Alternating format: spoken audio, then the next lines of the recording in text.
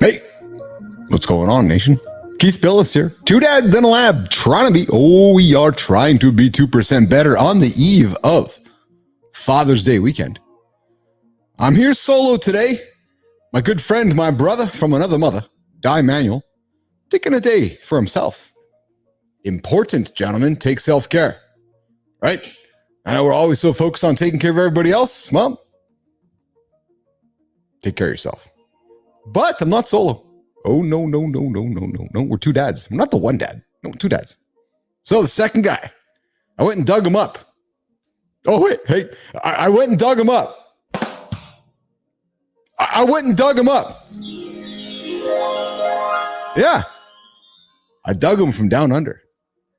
Michael Ray is joining me here in the lab today. Oh, listen to the background music too. Di, sorry, man. Had to do a little differently today. I know you and I just boom right into it. Today I kind of felt a little, it's Friday. I'm in a good mood, Michael Ray. I had a good morning show today. And I love, so Michael, I got a guy who joins me from the future. And I know you're in the future right now too, because it's like 3 o'clock in the morning and you're on the other side of the planet. You're in the Southern Hemisphere. I was in the Southern Hemisphere a couple years ago. It's pretty cool. I was like, oh, wait a minute. There's no Big Dipper. Yeah, it's a whole new experience for me. It's all turned around. I was going that way when I was actually going that way over there. But I have a guy in the future joins us every morning on the show. His name's Enzo. We call him the future because he's in the future. So we got the future joining us here today. Michael Ray, a LinkedIn top voice in gender equity in 2022. Oh, so like a few years ago. So he's actually not one anymore. Nope, that was 3 years ago. So excuse the fact that that's the past. I kid. Michael's like, what do you mean? That's Keith. No, he's a solo dad. That's why he's here. He's an author. Oh, but you know what I like though? I like that he hasn't said he's a best-selling author. Right? Yeah, because everyone's like, I'm a best-selling author. Michael's like, no, I'm an author. I love that because that just tells me he's humble right off the bat.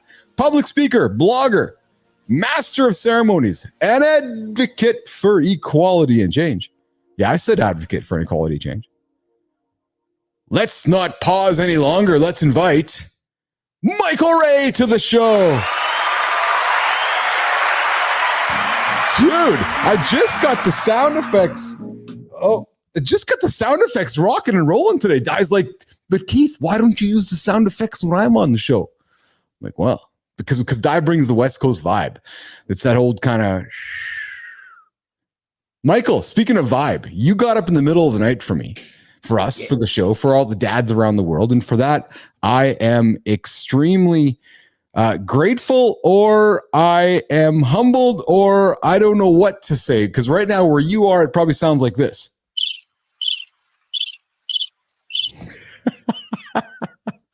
How are you, man? My jokes, okay? How are you, Michael? Thanks for joining us here today, pal. Great, thanks, Kate. Thanks for the opportunity. Yeah, so it is. So you are in the future. It's what, 3 o'clock in the morning on Saturday the 15th?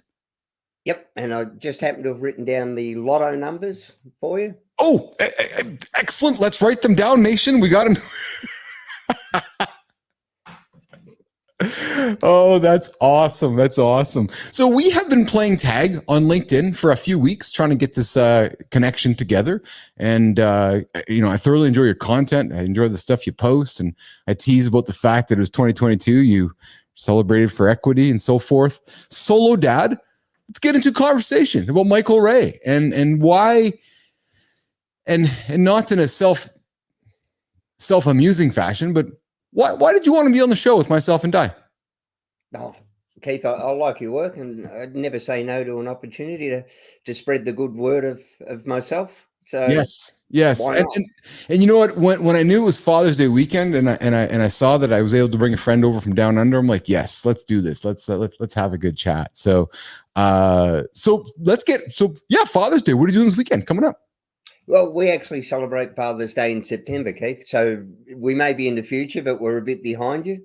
That's right. Enzo told me that. So it's not only in New Zealand, but it's also in Australia too. So is that a Southern Hemisphere thing where Father's Day is celebrated in September? Yeah. It's just we do it right and you guys do it differently. Wait a minute.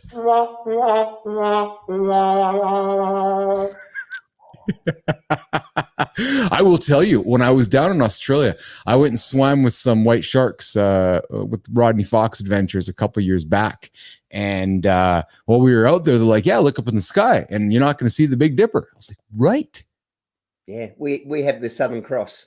That's right. Exactly. And I was like, and they said, yes, instead we have the Southern Cross. And, you know, if one has never left the Northern Hemisphere, it is it's actually disorientating. And now I don't know if you yourself have been up to the Northern Hemisphere, but you have. It's somewhat disorientating, isn't it? It is, but plus you guys drive on the wrong side of the road. That causes all sorts of problems. Yes. Well, hey, so it's funny. We landed we took the train from where was it? Brisbane, no, Adelaide to Brisbane, and my buddy's like, so you're gonna drive, eh?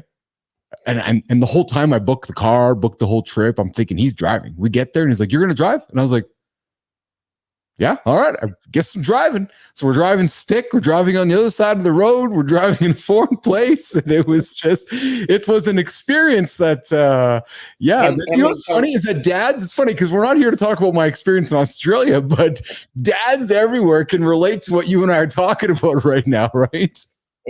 How many times did you open the door, Keith, and think, gee, someone's stolen the steering wheel? And yeah. It is so true. It is so true. So let's talk about Michael. Let's talk about author. Let's talk about being a dad. What's being a dad to Michael? Oh, Keith, it's the most fun I've ever had. I read a lot of the writing about it, how it's the most thankless, stressful, underpaid, undervalued job. I've obviously got the easiest kid in the world, but to me, that the opportunity and the ability to get to steward a kid through the world where everything's new and awesome and exciting and interesting is great. You know, those hours spent just looking in rock pools, discovering stuff, and, you know, coming up with the explanations. Of course, the dad explanations, you know, where you don't actually know what it is, but you can tell them anything. And for that brief window in time, they think you're the font of all knowledge. They believe anything you say, so you can make anything up. And you know, that's what it is for me. My goal was always one day to surf with my daughter, and now my goal is to keep up with her. So no kidding. How old is your little girl? She's 12 now, almost 13. But yes, I started late, Keith. I didn't have her until I was 50. So okay. You know, I'm getting on in years, but she keeps me young or makes me feel really old. It depends on the day. Yes, of course. And you're a solo dad? Not any longer. Hard to believe that I've just recently got married, but the solo dad came from, it was just my single dad from when my daughter was 9 months old, and then when she was about 18 months old, just me and her up until the age of 7. So, wow. Yeah. Wow.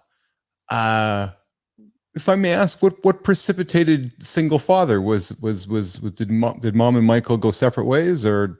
Well, yeah, most people think it's my looks and personality that precipitated it, but no. Yeah, mum's played no part in her life since she was 9 months or 18 months old. We co-parented for a little while, and circumstances and situations happened, but yeah, it's been great for me, and Charlie will tolerate me as long as I do the right thing. That's exceptional. And then recently you've remarried, and you now have a blended family. Did your new partner bring a little one to the family as well? No. She's so the three of you are now conquering the world. Yes, she lost a daughter when she was younger, so it was a great opportunity for her to get a second go at it. But yeah, we're a great family. She's my superior in every way. She actually physically stronger than me. She holds multiple world records in a sport we both compete in. So, but I can outcook her. So we've really got, when it comes to equality. There you go. There. Do you powerlift? Yeah, powerlifter. Oh, that's fantastic. Are you teaching your daughter powerlifting, or she's staying in the water?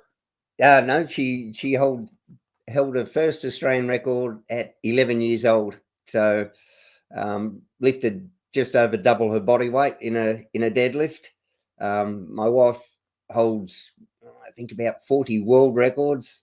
So I've got a couple of Australian records somewhere on the wall there as well. But if we went, there's a formula they used called the Wilkes-Booth method. Both my wife and my daughter would beat me in the contest with their lifts. So when there's a jar with a lid won't come over, I just hand it off. You open it. No kidding. Yeah. So right. Here's a question for you. I got to go to this cut here. You said your daughter was 11 when she won that when she won that medal.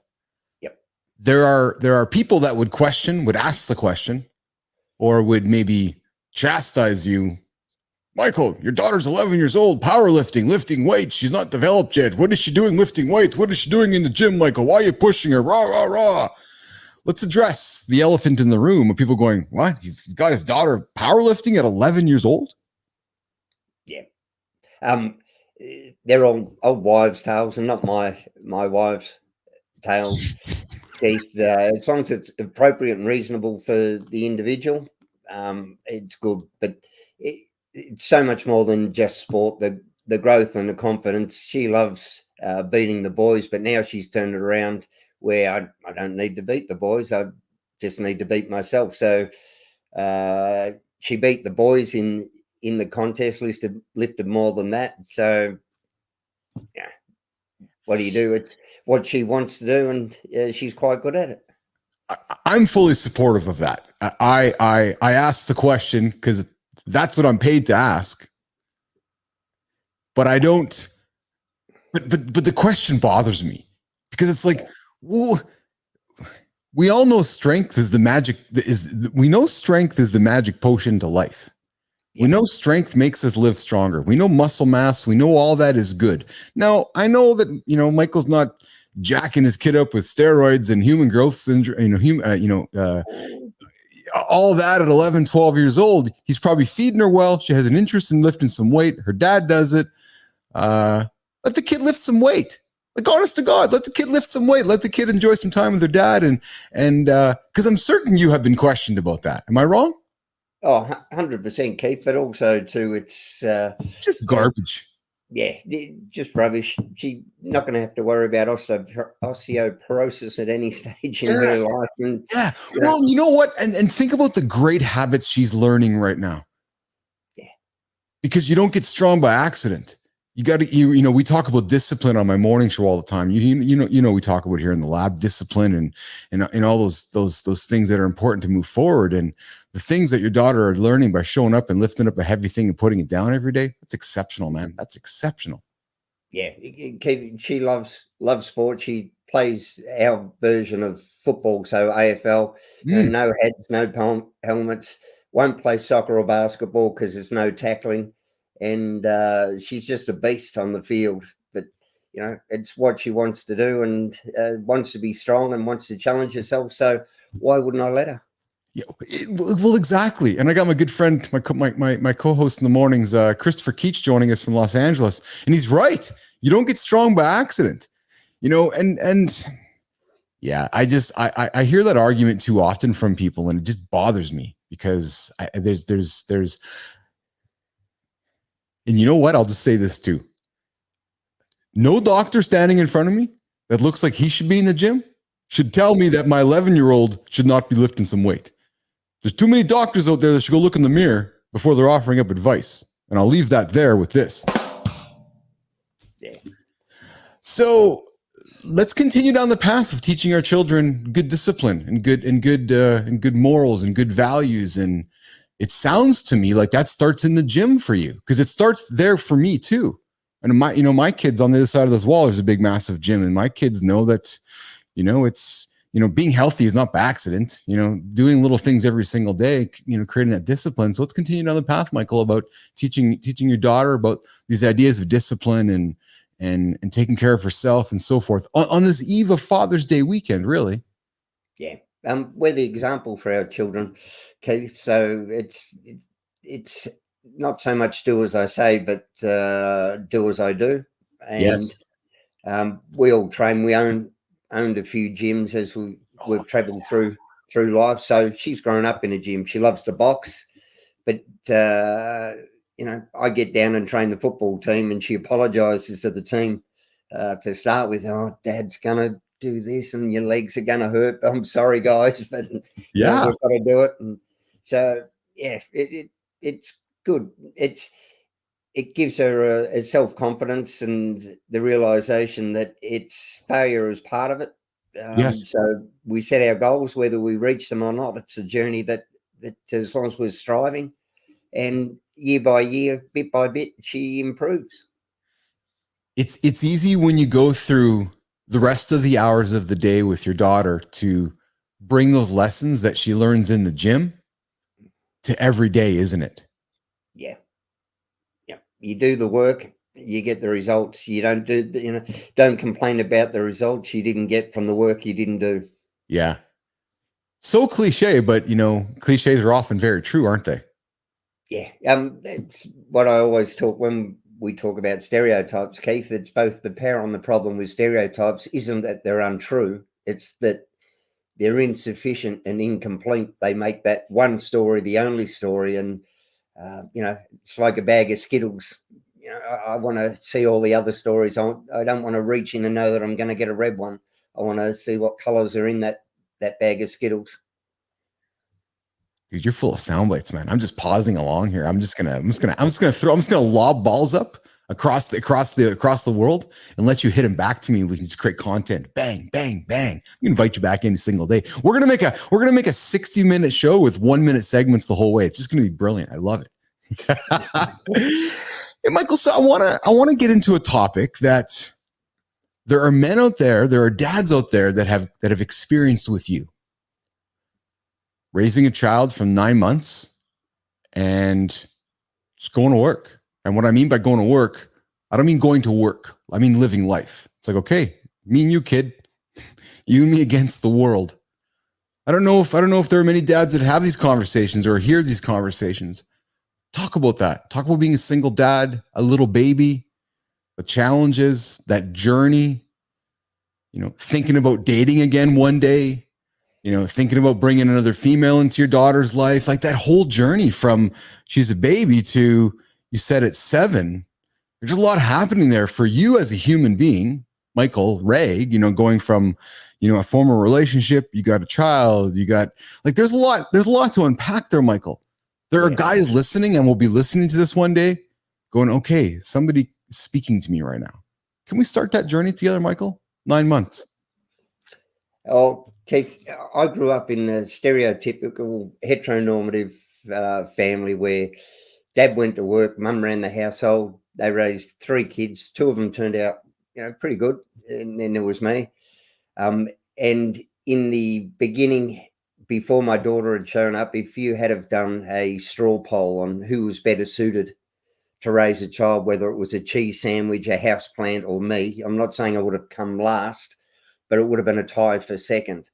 So I seriously believed we grow up in that world that says only a mother's love, mother knows best, maternal instinct, and then we have the depictions of dad like Homer Simpson and Al Bundy and all of these bumbling buffoons that can't do anything right. To my core, I believe that women just had this natural instinct, and in the beginning, as long as I did, what my wife said, my daughter's mother, I could be the best assistant. My job was to earn money, provide resources, make sure that she was supported, and for me, just not to drop the kid. Well, then at 9 months old, when we separated, and then later at 18 months old, then it was just me. Suddenly it was like, oh my goodness, this could all end badly. But then slowly, bit by bit, I had some great mentors and great friends that said, you got this. If you think that we knew anything more than you did when our kids turned up, you're kidding yourself. And then it became quickly apparent that we had more in common, or I had more in common with mums than different. And do dads parent differently to mums? bloody hope so, Keith. I really do. But the way that it's framed, if a dad does it differently, dad's doing it wrong. But mums do it differently to mums all the time. But then you get bombarded with that unsolicited parenting advice. And it's not subtle, it's not gentle, it's all you should, you need to, you must. And then you start to doubt yourself. But not only do we doubt ourselves, Keith, our kids hear this. And so then it's, well, dads aren't really good at it, mums are. And I want my daughter to have real choices in life. I want her to decide if she has a family and a partner that, it's not on her to do it. Like, she doesn't know more, because when women are struggling with child rearing, they, the normal frustrations, the colic, the sleeplessness, the feeding, the whatever it is, it's like herding cats. They struggle to reach out for help because society says not only are you maybe struggling as a mother, you could slightly be flawed as a woman, because it's just meant to be natural. And so women will wait until it's a crisis point, whereas I had no hesitation reaching out to me. Like, there's been tears and tantrums and vomit and dirty nappies, and it's not even lunchtime yet. What should I be doing? And, that's getting to me now at my age, where it could be happening. But, that's why I say to dads, jump in. It's not easy, but it is simple. And if you come to it with that acceptance, this is normal. I am tired. It's part of the package. You can't take something out without bringing down that whole house of cards. So I love the good stuff.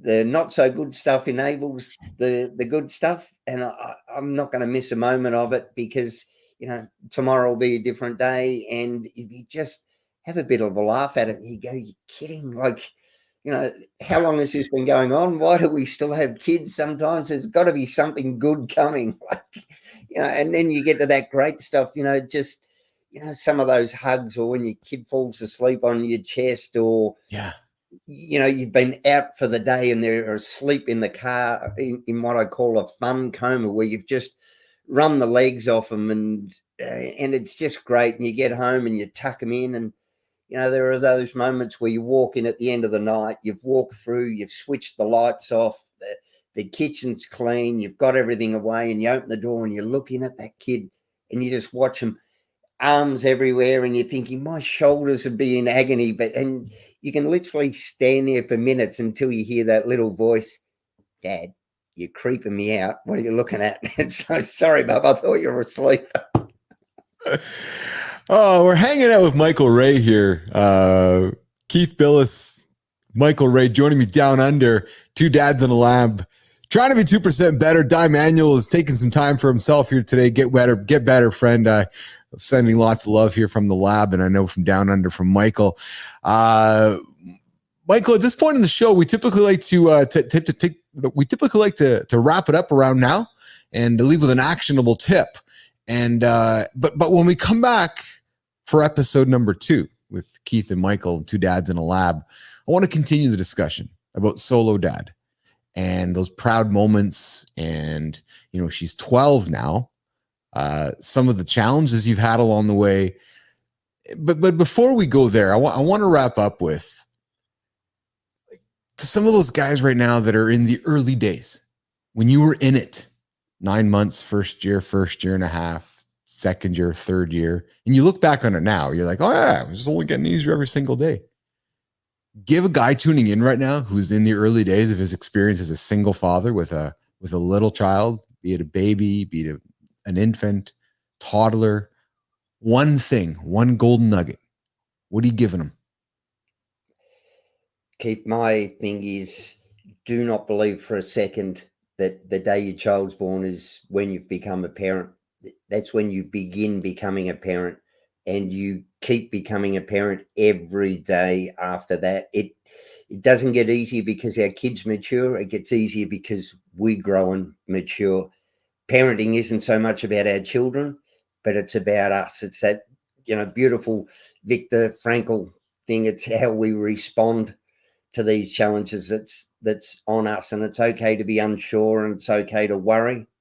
But, at the end of the day, they're pretty resilient little bundles of joy. And, they pay a compounding interest. Every minute that you put in with them comes back threefold the further down. So don't think that you can delay today's stuff, because it'll come back and bite you on the ass in a couple of years' time. So pay attention. Don't miss the good stuff. There is so much gold in the moments between the moments, and just enjoy it. Yeah. I love that you said that. There's so much gold in the moments between the moments. I'm a fan of the moment in between the moment, Michael Ray. And I thank you for joining us here in part one of our discussion. Keith and Di Manuel, two dads in the lab trying to be 2% better. Di's off today, myself and Michael Ray. I invite you to tune in for the next episode. Michael's sticking around for episode 2. It drops in a couple days. We drop them every Wednesday and Friday. So I invite you to tune in for the next episode. We're going to keep talking with Michael about his journey as single dad, becoming an author along the way, becoming recognized, along the way on LinkedIn and different platforms, and waking up as the young man at 42 of a father on the eve of Father's Day in North America. Thanks for tuning in to Two Dads in the Lab, trying to be 2% better. We're back in a couple of days. See you, Keith. All right. We are back. Jimmy, there's the cut. Jimmy. My good old friend, Jimmy, Michael Ray, my producer, Jimmy, who helps me with the show here. I'm always like, hey, just tune in to around the 25, 26 minute mark. It's where we're going to cut. So now I'm just like, no, hell, I'm going to call him into the show and have some fun with it. So Michael, say hi to Jimmy. Hi, Jimmy. We are back. Two Dads in the Lab, trying to be 2% better. Di Manuel is off today, taking some time for himself. We are on the eve of North America Father's Day weekend. Father's Day goes in September in the Southern Hemisphere, home of the Southern Cross, and our guest Michael Ray. We're talking being a single dad. If you missed the first episode, the one that ran before this one, Michael became a single parent, 9 months old, and we started that discussion of what that was like, and whether it was judgment, whether it was no judgment. And one of the things that I took from that, Michael, was the gratitude you had along the way, and this idea that you didn't know what you didn't know, and you were okay with it. You weren't. You knew that as not a mother or not a female, that there was frankly less judgment on you, which in many ways gave you the permission to ask everything you wanted to ask. Yeah, 100%, Kevin. But then there's also the other side, is people had genuine concerns. Of course. For my daughter. And one of the funny things is I have a lot of mum friends and go, oh, you get all this attention for just doing what women have done, and, for millennia, television and media and all the rest of it. And you get praise for just doing the stuff. And then try and point out, Keith, the reason that praise comes is because I'm not Homer Simpson. So it's, you're kidding. You can actually parent and raise a child. That's amazing. It's like, I haven't cured cancer here. I've managed to do a French braid. And the only reason I could do that French braid is because I went and had lessons, because it was important to my daughter. So if I step into a new role and the boss says to me, I need you to do a, Excel spreadsheet, and I don't know how to do it, well, I'm going to learn to do it because I need that skill set. And it's the same with all of the stuff, that French braids, cake baking, all of those things. My daughter and I have learned it together. And so, we have this thing, my daughter and I, we either say, well, they can stick that, or, when they say something that might be sexist or that, or you've got to have a dip, and can't do it. Well, got to have a dip. Let's give it a go. And that's how we raise it. Failure doesn't matter, Keith. It's just that stepping stone. That's it. I can only imagine not only what you've learned from your daughter. I can only imagine what you've taught your daughter, but I can only imagine what you've learned from your daughter. And what I mean from that is, we're the same age, you and I. Society, is 10 years different than it was. It's just, generations come, and your daughter's growing up in a very different generation, and she's teaching you things that I'm sure you weren't taught, and so forth. Talk about how illuminating that has been for you as she has grown up and has made you younger. Oh, okay. I'm 62, by the way. So oh, I thought you were 52. 62. Oh, dude. So, Oh, well, nation, look at this guy, man. I didn't even realize he was that old. Holy. Yeah. But okay, the stuff, she's taught me I bet. more about myself than anything in life. Fatherhood, I used to look at fatherhood and think like it was a bit limiting. I'd look at my dad and the stuff he'd do, and I had the best dad in the world, and I'd think, gee, fatherhood's going to stop me surfing and stop me this, stop me that, or do I want it as a young man? So I didn't become a dad till I was 50. Lived what would only be described as a colourful life of doing security and bodyguard for every rock star that came through Melbourne, everyone from Bon Jovi through to Whitney Houston, traveling with them. So, I was the big guy keeping all the girls back. And I found fatherhood has given me the freedom to cast off that ego and facade, go, you know what? That stuff that I thought mattered, that stuff that impressed other people, didn't really impress me, but I was impressed by impressing other people. And so I was in service of other people's validation. Yes. Now, the only thing that matters to me is enjoying the moment with my daughter, being the example for my daughter, helping her figure it out. Some people like to sit down and do crosswords or Sudoku or all of those things. I like to try and figure out solutions with my daughter when she comes with a problem. And it's not about, Dads, if there was one bit of advice that I would give, is stop giving advice. We don't have to be, we don't have to have a solution, but what we do have to do is ask the right questions. So it's about the questions we ask, not the advice we give, that will empower our children, because the quality of their life will be determined by the quality of the questions they ask. And let them question everything. I know it can get, it can kill you a million questions a day, especially with a little girl. And sometimes we blokes are a bit silent, but let them ask those questions and answer the questions with another question. Dad, how do I do this? Well, how do you think? Well, if I do this, and well, that's good. What do you think will happen? Give it a try. Because I don't want it to be dependent on anyone else or peer pressure or trying to impress anyone else. I wanted to find her own path, and I think that's what we do as dads. That we turn them around and push them out into the world, whereas mothers turn them around and bring them in. We worry about the impact our children will have on the world, whereas mums may worry about the impact the world will have on their children. Interesting. Whereas you can offer a blend of both, perhaps, Yeah. along with the experience you've had in life. Yeah, unless you're a surgeon, this whole life and death decision, a decision's not right or wrong until you make it so. So, make the decision, then do the work to make it a good one. When we hesitate to make that decision, that's the decision you've made to fail to do something. So go, right, well, this is the decision I've made, and now I'll do the work to ensure that decision is a good one. That's a great leadership lesson right there. Many people are so afraid to make a decision that often one is not made. Yeah. Yet, to your point, rarely is there a right or a wrong one. You just have to pick one and stick with it. Yeah. Or don't be scared to go, it's the goal, not the path towards that goal that's important. So, yes.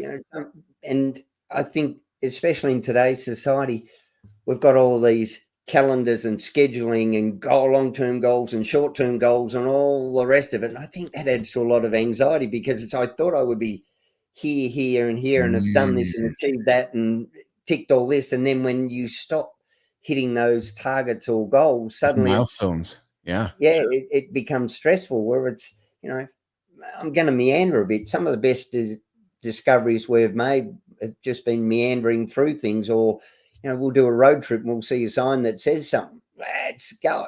Oh, but we won't be able to do this. Well, we're here now. We won't be here again. Let's enjoy it. Yes. Do you what are some of the challenges you have? When or perhaps not so much today, but what were some of the obvious challenges or perhaps not so obvious challenges that you had raising? Keith, one of the biggest ones, I was banned from assisting my daughter backstage at a 4-year-old ballet concert because I was a bloke. Mm-hmm. So we've been in the heady world of 3-year-old performing arts excellent, that is ballet class. Had the concert, everything was fine. 4-year-old, we get the information for the end of year concert. There's a special mummy and me ticket offer. There's mothers are expected to ensure the daughter's hair is done this way. Mothers need to ensure that they're available, that they're present for the full 3-hour dress rehearse. Mothers need to ensure that the lipstick, and right at the bottom, and there are no males allowed in the backstage area. So we have the meeting, and I'm used to replacing mum for dad in everything. When Charlie's mum first wasn't on the scene, you'd be reading stories. And there's an interesting study that says out of the 160 most popular children's books, fathers are less present, less important, more stern, all these things. So you'll be reading, and I'm no Dr. Seuss. I muck up some of the rhymes. It's pretty hard to get, mum to rhyme with dad, but we get through it. And then, so while I have to be here, I'm her only parent. And then it was, well, no, sorry, Michael, you can't. If you bring her to the backstage door, we can look after her. And I said, well, that would be fine if you're looking after everyone's child, but I just cannot have my daughter sitting here and looking around the backstage area with her nerves or excitement and go, with a parent, with a parent, with a parent, with a parent. And here I am on my own through no fault of her own, just because our situation, our family structure was a little bit different to what you had expected. So luckily, my mum tried to have my back, and they threatened to boycott if we weren't allowed, because I've sat in the ballet hall for 2 years now with these amazing women. And luckily, one of the women knew a journalist, and she contacted the journalist, and within 2 days, it was national news and international. Like, it just, Yes. and they overturned the ban. But there are a lot of things like that. Change tables we don't have in men's toilets here in Australia. So we actually went and retrofitted syringe disposals in every male toilet, and not change tables. So the inference is that men are more likely to be drug users or diabetics than actually change a nappy. So, there are lots of places where there aren't parents' rooms. We've been abused for using parents' rooms because someone was breastfeeding in there. Like, I had this child so that I can have the opportunity to get in the parents' room and watch someone breastfeeding. Really? Like, you get that. Why are you in here? That's just unbelievable. Workplaces, Keith, if I had $1 for every time somebody that asked me, can't your wife do it? Flexible working. We separate breadwinning from caregiving when it comes to men, and we combine it when it comes to women. So here in Australia, our Workplace Gender Equality Agency notes that now 70% of workplaces have a formal policy for flexible working in place. Less than 2% have set targets for men's engagement in it. So men are seen as breadwinners. That separation of breadwinning from caregiving, that allows workplaces to be willfully blind to our parental responsibilities, but it also promotes men as the ideal workers. And it damages not only the relationship between fathers and their children, but also between mothers and employers. So it's not that we men are extra talented or extra smart or extra. It's just that employers look at us and go, well, he won't have caring. If his kids get sick, he'll be at work working harder.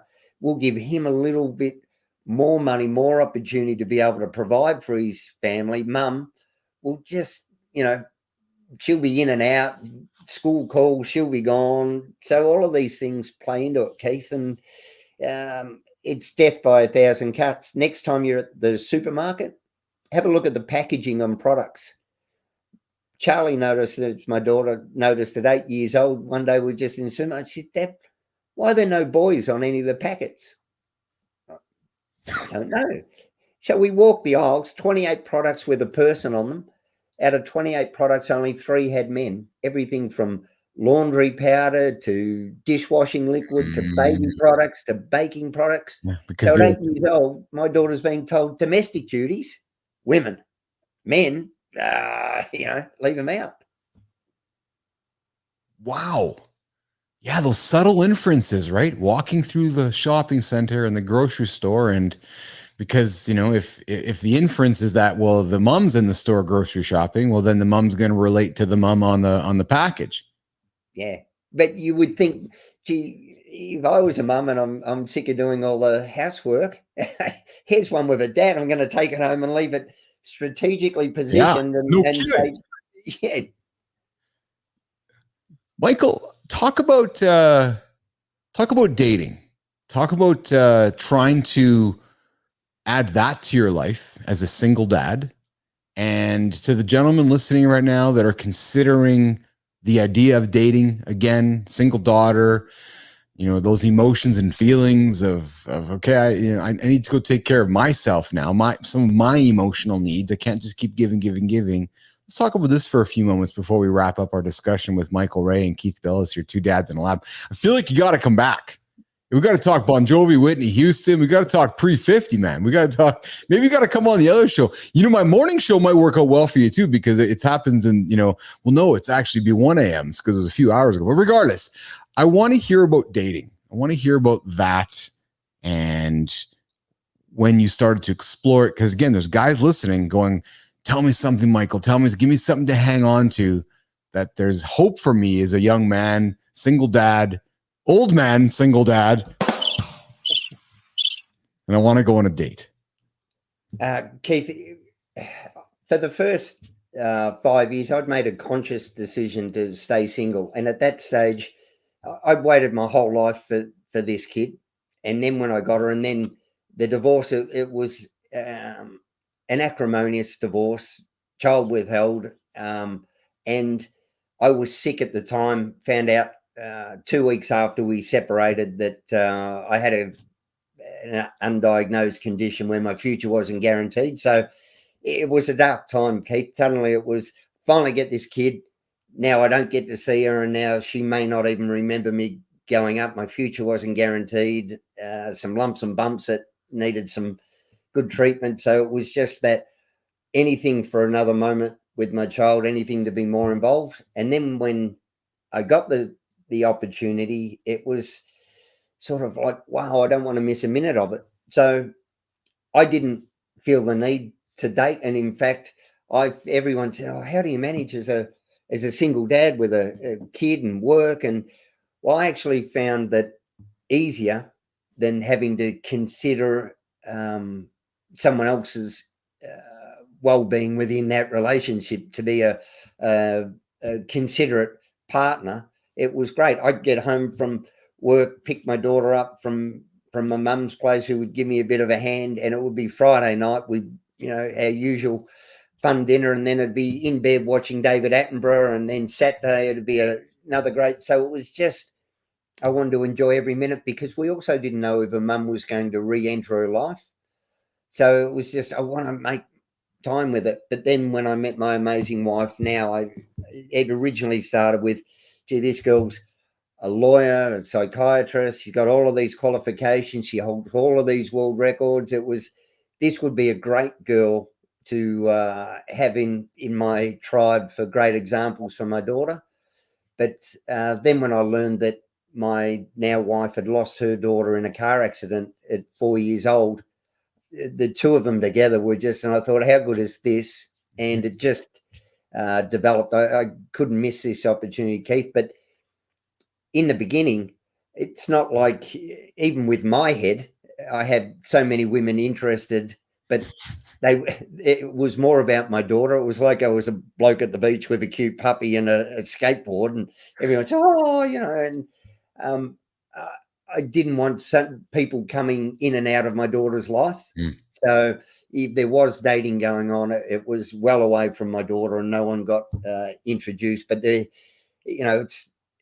doesn't do your self-esteem a lot of good to think that this woman is interested in me, but she's interested in me because of my father type thing. Not, it's not like I'm Brad Pitt or Robert Redford or, anyone else. It's this sort of thing. And I wouldn't feel right using that to my advantage. Yeah. Michael Ray, I've known you for 40 some odd minutes now. And based upon what I've known from you so far, I'm a fan, dude. You got to come back. I want to hear more about more about being a dad. I want to have you back on, perhaps even on the morning show, and just talk about life down under and talk about maybe the first 50 years of life. You're a pretty jacked dude too. Like, so, you're sitting here going, yeah, well, I'm not Brad Pitt and shit. Well, listen, oops, sorry, Dad. Well, I'm not supposed to swear on my two dads show, even though I do swear every now and then. But listen, you're 50 years old at the time. You got a young child. You're somewhat jacked. You're like, all right, I guess I'm just gonna be jacked for my little girl and let the world just watch me. Yeah. Dude, final words to you, my friend. Final words to you today before we say goodbye. What would you like to leave Business Athlete Nation, Two Dads in a Lab, to 2% Nation? What would you like to leave some final words of wisdom from down under from our friend Michael Ray today? Keithy, my dad, the smartest man I ever knew, didn't get to high school, but he had a turn of phrase where he would say to me, mate, you're worrying about the weeds in someone else's garden. And that would apply to if you're worrying about what other people are thinking.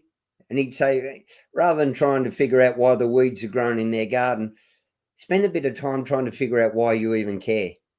So once you do that, he said, spend the same amount of emotional energy and bandwidth figuring out why what they think is important to you, because that's where your power lies. And once you go, you know what? I am a bit insecure. I am a bit awkward. I am a bit lacking there. So when I feel these feelings, when I feel there's judgment, that's on me. That's not on those that judge and stigmatizes. It's me for my work to do. I'm not going to help them become less judgy, less stigmatizing, less, narrow-minded. Let them go and worry about, I've got to stop letting this affect me. And that's where I'll do the work on myself. I'll weed my own gardens, not theirs. Oh man, that is such great advice. And you know what? I want to hang on this for a moment, because whether you're a young man, I'm gonna speak to my male audience right now. Whether you're a young man who's not a father yet, whether you're a young man who is a father, I always think about my 30-year-old friends, and I got plenty of them, that I wish I could just drill the advice you just gave into their head, or what I've learned at 52. Cause I'm like, dude, the things you're stressing about right now don't even matter. Like, just stop. Like, if I can teach you to really focus on what matters, because in 20 years from now, you're going to say, Keith, you were right. Cause we all do. Every 30-year-old that goes to 50, we experience the same thing, gentlemen. Just like when we come to 50 to 60, we pee slower at night. Middle of the night, you pee a lot more. It takes a lot longer. It's just how life works. So I'm telling you guys, if you're stressed out about things that you have no control over, hear what Michael said. Ask yourself why it's stressing you out to start with. Because trust me, when you hit 50, you're going to go, why the hell is that bothering me? Hey, it's so true. Yeah. And the stuff that bothers you, that worries you, figure out why it bothers you. Yes. There's stories. We all tell ourselves stories. Stuff happens, good stuff, bad stuff. Yes. But we give meaning to it. We rank it on importance. It's what we focus on. It's when you notice that rattle in the car, and it drives you mad because you keep focusing on the rattle, turn the music up and ignore it. Yes. And I appreciate your comments right now, because you said something a while 20, maybe just into the second episode here. And I was going to refer to it, but I left it alone. there's still too many people of our generation talking down to the young generation or the young kids. Or no, they're humans like you and I just have some wisdom on you. And I'm just trying to teach my wisdom because the next 20 years are going to happen to you anyways, 32-year-old. So I'm just telling you what's going to happen. Just take some of it. I'm not trying to talk down to you. I'm just offering you up what I know has happened to me. And if you can grab some of that and hold on to some of it and learn from it, trust me, you're going to have a fun ride. Yeah, Keithy, if we learn from our mistakes, I'm going to keep making them because I'll eventually end up the smartest bloke in the world. And if somebody can look at me and go, hey, I've seen his mistakes and I've seen his learnings from it, I'm not going to step in that same hole that he did. More power to them. But everyone's different. If we grew up with the same situation, circumstances, belief structures, we'd be the same person. We'd have the same opinions. Yes. So I'm not going to change someone else's, and I can accept everyone being different, having their own, because they're a result of life. You know, it's all of these different colors have been squirted in, and what comes out at the end are the result of those colors that life has put into them. Let them be the color they are. And, you know, it doesn't impact us one bit. You know, we talk about freedom of religion, more power to you, but that also means freedom from religion. So that's for you, and more power to you. It's not for me. And, you know, that doesn't mean that there's not a million other things that we can't agree and, you know, collaborate on, and just, you know, the basic human things, compassion, empathy, respect, integrity, they all mean slightly different things to different people, but they're a human trait. I hear all the time, oh, you're such a caring, nurturing, it's such a feminine trait. No, bullshit, it's human. Oh my goodness. I love you said that, because it's called curiosity and it's called being a human. Yeah. And that's what I'm trying to do here in the lab. I know you've paid some attention to the shows and the content we create. That's the coffee we're drinking, Michael. Yeah. You know, we don't have to agree on everything. I don't expect that we will, and we would. But I want to be curious about your point of view on why you might disagree with me. And I want to learn from you. I want you to teach me. I want to hear about it. And then I'll decide whether I want to come over to your side. If not, you're a human. You have heart. You have fears. You have insecurities like I do. We all do. So I'm going to think about all those, and I'm not going to have any judgment. I'm going to go to the next question, and we're going to have a wonderful conversation. That's what I'm trying to do here in the lab. Keith, another one of my dad's brilliant ones. He said, instead of listening to people and trying to figure out why they're wrong, listen to them and try and figure out why they believe they're right. Yeah. Because then you'll understand them. So if you go, oh, I can see why you think that because of this, and this. Now I understand you. Now I accept you. Now, yep, that's great. So, you know, too much time looking to be combative, especially social media stuff now, where it's like, I like oranges. Why don't you like apples? Well, you know, I like orange, but apples are, well, rather than yours. It's great. Yeah, I can see. Yeah. True. It's true. You know, it's true. But I like oranges because I don't have any teeth. Oh, so apples are hard to eat. Yeah, well, now I see why you like oranges, and you don't get that. And so, you know, just try and understand each other rather than trying to one-up each other. And that's what we're trying to do here in the lab, Michael Ray. Two dads in the lab trying to be 2% better. Going to wrap up our conversation. We're just trying to do better. We're just trying to do better. We're trying to understand each other and ask the right questions and always be curious. Michael, we're going to say goodbye. I'm going to ask you to hang out in the blue room for a second. I'm going to say goodbye to Nation, and I'm going to come back and walk you out. But before we do that, I got to have some fun. So my good co-host, C. Marty Fit, in the mornings, and I have this news podcast, and it's AI generated version me, Keith. So I think, you know, the way you say my name, Keith, you know, it's like my AI version. So I need you to say my name so I can tease C. Marty Fit with my little recording, because I'm going to create a soundbite of Keith, and I'm going to create a soundboard of Michael Ray saying Keith. Exactly. There you go. Two dads. I'm going to have you back. I'm going to put you up in the green room for a quick second and come back and walk you out. Okay, buddy? Thanks, Keith. Love it. Take care. 1 second. All right, there he is, Michael Ray, two dads in a lab, trying to be 2% better. I'm going to put some tunes back on here, walk us out of the lab, doing things a little differently without Di Manuel here today. We got some music, we got some humor. I do it all loving Di. That's why. Showing some love out to my good buddy out there on the West Coast. Take care, pal. I know you are. There's nothing wrong with the guy. He's busy doing his stuff this weekend, and the calendar was busy. So I said, hey, I got this. I'm going to hang out with Michael. I know I'm frozen, which is all right. I'm going to get out of here, and you guys listening in, we'll see you guys on Monday mornings in the lab. Man, I'm just frozen in a great position right now. We'll see you guys tomorrow. No, we'll see you Monday.